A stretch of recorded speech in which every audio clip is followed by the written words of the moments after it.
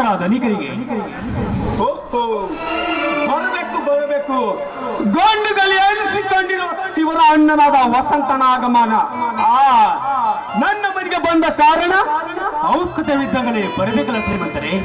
ಅಂದರೆ ನಿನ್ನ ಮಾತಿನ ಅರ್ಥ ಶ್ರೀಮಂತರಾದ ತಾವು ನಮ್ಮ ಹಳ್ಳಿ ಸಾಯ್ ಫ್ಯಾಕ್ಟರಿ ಕಟ್ಟಿ ಬೆಳೆದು ತಮ್ಮಲ್ಲಿ ಬೇಡಿಕೊಳ್ಳಲು ಬಂದೆ ಶ್ರೀಮಂತರೇ.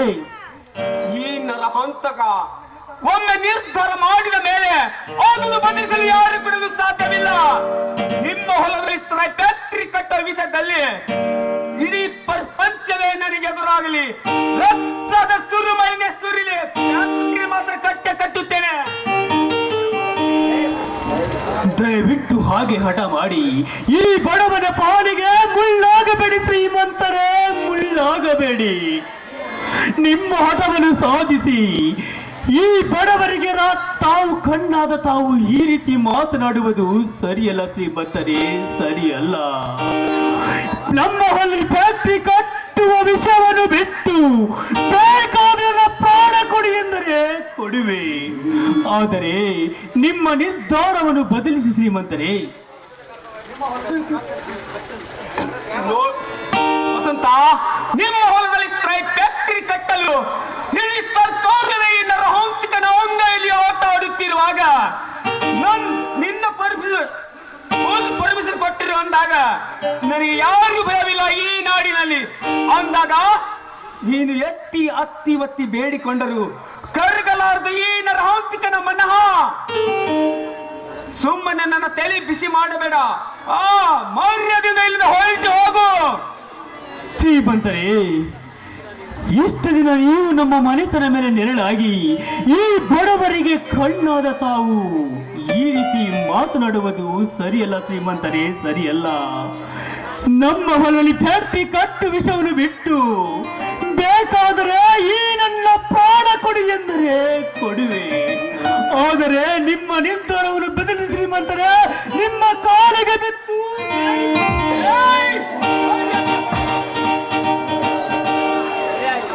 ಈ ನರಹಂತಕನ ನಿರ್ಧಾರ ಬದಲಾಗಬೇಕಾದರೆ ನಾನು ನಿನ್ನ ತಮ್ಮನಿಗೆ ಓದಿಸಲು ಕೊಟ್ಟಿರುವ 70,000 ಹಣವನ್ನು ಕೊಟ್ಟು ಬಿಡು, ಅಂದಾಗ ಬಿಟ್ಟು ಬಿಡುತ್ತೇನೆ. ನಿನ್ನ ಹೊಲದಲ್ಲಿ ಫ್ಯಾಕ್ಟರಿ ಕಟ್ಟುವುದು ಇರದಿದ್ದರೆ ಅದೇ ಸಾಲದ ಅಡುವಿನಲ್ಲಿ ಬಾತುಕೊಳ್ಳಲೇ ನಿನ್ನ 2 ಎಕರೆ ಹೊಲವನ್ನು. ಈ ವಿಷಯದಲ್ಲಿ ನನ್ನ ಪ್ರಾಣ ಹೋದರೂ ಚಿಂತೆ ಇಲ್ಲ, ಆದರೆ ಹೊಲವನ್ನು ಮಾತ್ರ ನಿನಗೆ ಬರೆದು ಕೊಡುವುದಿಲ್ಲ.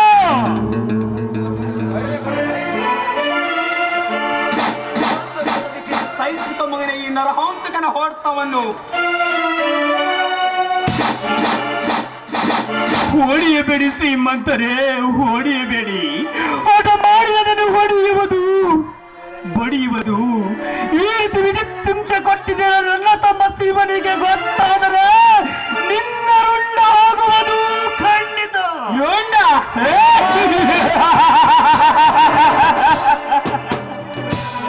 ಹತ್ತೂರಿನ ಒಡೆಯನಾದ ಈ ನರಹಂತಕನ ರುಂಡ ತೆಗೆಟ್ಟು ಮೆಟ್ಟಿಗೆ ಬಂದಿರೋ ನಿನ್ನ ತಮ್ಮ ಶಿವ. ಈ ನರಹಂತಕನಿಗೆ ಎದುರಿಸುವ ಧೈರ್ಯ ಅವನಲ್ಲಿ ಇದ್ದರೆ ನೇರವಾಗಿ ಅವನೇ ಬಂದು ತಡೆಯಲಿ ಈ ಹುಲಿಯನ್ನು.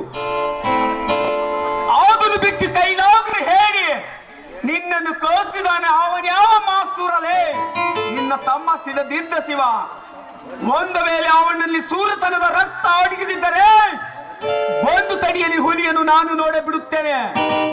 ಏ ಸಾಹುಕಾರ, ಅಂದು ನಾನು ನನ್ನ ತಮ್ಮನ್ನು ತಡೆಯದಿದ್ದರೆ ಇಷ್ಟೊತ್ತಿಗೆ ನಿನ್ನ ಹೆಣ ಹಕ್ಕಿ ಪಕ್ಷಿಗಳಿಗೆ ಅನ್ನವಾಗುತ್ತಿತ್ತು. ಆದಿಯೆಲ್ಲವನ್ನು ನೀನು ತಿಳಿಯದೆ ದಪ್ಪದ ಶ್ರೀಮಂತರು ನೀರು ನಿಗರಿಯಾಡಿ ಬಂದರೆ ನಿನ್ನ ದೇಹವನ್ನು ಮೆಟ್ಟಿಸಿದ ಬಂದೇ ಬರ್ತಾನೆ. ನನ್ನ ತಮ್ಮ ಸಿಡಿದತ್ತ ಶಿವರಾಗನಾಗಿ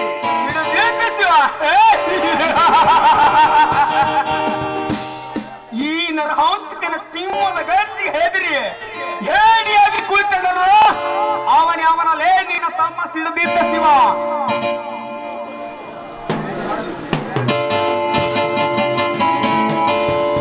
ನಿಗರಾಡಬೇಡ ನರಹಂತಕ, ನಿಗರಾಡಬೇಡ. ನಿಗರಾಡಿದರೆ ಕಿತ್ತುಕೊಳ್ಳಬೇಡ. ಕೂಗಿದವರ ಕೂಗಿನಲ್ಲಿ ಕರೆದವರ ಕಣ್ಣು ಮುಂದೆ ಹನುಮನ ಈ ಸೂರ ಶಿವ ಏ ಶಿವ ಬರೇ ಶಿವ ಅಷ್ಟವೇ ಮರ್ಯಾದೆಯಿಂದ ಶಿವರಾಜ ಎಂದು ಬಗಳು ಶಿವ ಶಿವ ಶಿವರಾಜ್ ಎಂದು ನೀನು ಗೊಪ್ಪಚಿಯತೆ ನೀನು ಹಾರಾಡಲು ಬಂದರೆ ಸೇಡಿನ ಕೆಂಪವಾಗಿ ನಿನ್ನಂತ ಗೊಪ್ಪಚ್ಚುಗಳಿಗೆ ಲುಂಗಿ ನೀರು ಕುಡಿತಾನೆ ಈ ನರಹಂತಕ. ಸೇಡಿನ ಸರ್ಪ ಸೇಡಿನ ಸರ್ಪವಾಗಿ ನೀನು ನನ್ನಂತ ಗೊಪ್ಪಚ್ಚಿಗಳು ನುಂಗಲು ಬಂದರೆ ಹದ್ದಾಗಿ ಹಾರಿ ಹೋಗಿ ಆ ನಿನ್ನ ಸರ್ಪದ ಹೆಡೆಯನ್ನು ಶಿವನ ಬಿಡುವುದಿಲ್ಲ ಈ ಶಿವ. ನನ್ನ ಮಗನೇ ಗಂಡನೆಯ ಸೂರು ನಾನೆಂದು ನೀ ಎದೆ ಒಪ್ಪಸಲಿ ಪುಂಡನಂತೆ ನನ್ನ ಮೇಲೆ ಪುಂಡನಂತೆ ಹಾರಾಡಲು ಬಂದರೆ ಹಾರಾಡಿ ಬರುತ್ತಿರುವ ನಿನ್ನ ಎದಿಗೆ ಒದ್ದು ಹಾತುರಂತೆ ಎದ್ದು ನಿಲ್ಲುತ್ತಾನೆ ಈ ನರಹಂತಕ. ನಿನ್ನ ಇತಿಹಾಸದ ಬಹಳ ಪುಟದಲ್ಲಿ ಬರೆದಿಟ್ಟಿಕೊ ಮಗನೇ. ಇದು ಎಲ್ಲವನ್ನು ನೀ ತಿಳಿಯದೆ ಪುಂಡನಂತೆ ನನ್ನ ಮೇಲೆ ಎರತ್ತ ಸಾಧಿಸಲು ಬಂದರೆ ಇನ್ನು ಕೆಲವೇ ನಿಮಿಷದಲ್ಲಿ ಹೋಗುವುದು ನಿನ್ನ ಪ್ರಾಣದ ಉಸಿರು ಈ ನರಹಂತಕನ ಕೈಯಲ್ಲಿ. ನರಹಂತಕ ಈ ಶಿವನ ಪ್ರಾಣದ ಉಸಿರು ನಿಲ್ಲಿಸುವುದಕ್ಕಿಂತ ಮುಂಚೆ ನಿನ್ನ ದೇಹ ಹುಡಿಯಾಗಿ ಹೋಗುವುದು ಈ ಶಿವನ ಕೈಯಲ್ಲಿ. ಈ ಶಿವ ಹುಟ್ಟಿರುವ ನಿಮ್ಮಂತ ನರವ್ಯಾಘ್ರ ನರಹಂತಕರಿಗೆ ಎದೆ ಸಿಳಲು. ನರಹಂತಕ ಮುಗಿದು ನಿನ್ನ ವೇಷವ. ಬಿಟ್ಟು ಬಿಡು ಶಿವ, ಬಿಟ್ಟು ಬಿಡು. ಇಂಥವರನ್ನು ಕೊಂದು ನೀನು ಜೇಲು ಸೇರುವುದಕ್ಕಿಂತ ಬಿಟ್ಟು ಬಿಡಪ್ಪ ಇವನನ್ನು. ಅಣ್ಣ, ಅಂದು ನೀ ನನ್ನನ್ನು ತಡೆಯದಿದ್ದರೆ ಇಂದು ಇವನ ಕಾಲು ಹಿಡಿತಿರ್ಲಿಲ್ಲ, ಇವನ ಚಾಟಿಗೆ ತುತ್ತಾಗುತ್ತಿರ್ಲಿಲ್ಲ. ಜಾಣನಿಗೆ ಮಾತ್ರ ಪೆಟ್ಟು, ಕತ್ತೆಗೆ ಲತ್ತೆ ಪೆಟ್ಟೆಂಬಂತೆ ಇಂಥ ಕೊಪ್ಪಿದ ಕೋಣೆಗಳಿಗೆ ಬರೇ ಬಾಯಿ ಮಾತ್ರದಿಂದ ಹೇಳಿದ್ರೆ ದಾರಿಗೆ ಬರುವುದಿಲ್ಲ ನಾ ಈ ಭಂಡ ಶ್ರೀಮಂತರು. ಇಂಥರ ಎದೆಸಿಲು ಇದ್ದೇದಲ್ಲ ಈ ನನ್ನ ಪರಸು. ಈ ಶ್ರೀಮಂತನೆಯದೆ ಸೀಳುತ್ತೇನೆ ಎಂದು ಬಂದು ನಿನ್ನಂತ ಎಷ್ಟೋ ಜನ ಪುಂಡರು ಸಣ್ಣರಾಗಿ ಬಿದ್ದಿದ್ದಾರೆ ಈ ನರಹಂತಕನ ನರಕದ ದಾರಿಯಲ್ಲಿ. ಶಿವ, ನನ್ನೊಂದಿಗೆ ವರತ್ವ ಸಾಧಿಸಿ ಕೊಳ್ಳಬೇಡ ನಿನ್ನ ಸರ್ವ ಆಸ್ತಿಯನ್ನು. ಈ ನರಹಂತಕ ಈ ಶಿವನ ಸರ್ವ ಆಸ್ತಿ ಕಸಿದುಕೊಳ್ಳುವ ಜೋಡುಗುಂಡಿಗೆ ನಿನಗಿರಲೇ ಸಾವುಕಾರ. ಈ ಭೂಮಿಯೇ ಬಾಯಿದಿರಲಿ, ಆಕಾಶವೇ ಧರೆಗಿಳಿಯಲಿ, ನಾವು ನಮ್ಮ ಹೊಲದಲ್ಲಿ ನಮ್ಮಣ್ಣ ಸಾಗರನಿಗೆ ಆಸ್ಪತ್ರೆ ಕಟ್ಟಿಸಿಕೊಡ್ತೇವೆ. ಇದಕ್ಕೆ ನೀನು ಒಟ್ಟಿ ಬಂದರೆ ನಿನ್ನ ಹುಂಡವನ್ನು ಕಡೆದು ನಮ್ಮ ಅಡಿಗಲ ಆಸ್ಪತ್ರೆಗೆ ಸಮಾರಂಭಕ್ಕೆ ತೆಂಗಿನಕಾಯನ್ನಾಗಿ ಒಡೆದು ನಿನ್ನ ರಕ್ತದಿಂದ ಅಡಿಗಲ ಸಮಾರಂಭದ ದೀಪವನ್ನಾಗಿ ಉರಸದಿದ್ದರೆ ನನ್ನ ಹೆಸರು ಸೂರಶಿವನೇ ಅಲ್ಲ.